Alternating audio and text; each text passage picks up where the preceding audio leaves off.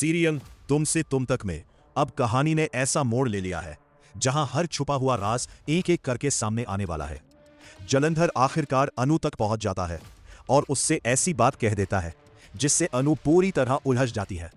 जलंधर कहता है कि अब फैसला तुम्हारे हाथ में है, चाहे तो आर्यवर्धन को बता दो कि मैं जेल से भागकर तुमसे मिला हूं, या फिर उनसे सिर्फ एक सवाल पूछो, राजनंदिनी की मौत कैसे हुई थी।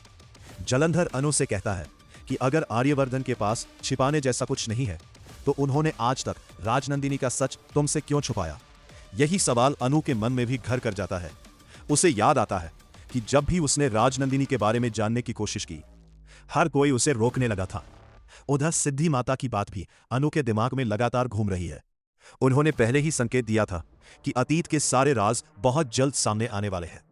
अब अनु फैसला करती है कि वो एक बार फिर सिद्धि माता से मिलेगी और सच जानने की कोशिश करेगी। सिद्धि माता अनु से कहती है कि अगर सच जानना है तो अपने पति से उनकी पहली पत्नी की मौत का कारण पूछो। यही बात अनु को और भी बेचैन कर देती है। घर लौटते ही अनु एक बड़ा कदम उठाने का फैसला करती है। वो सीधे राजनंदिनी के कमरे की ओर बढ़ती है।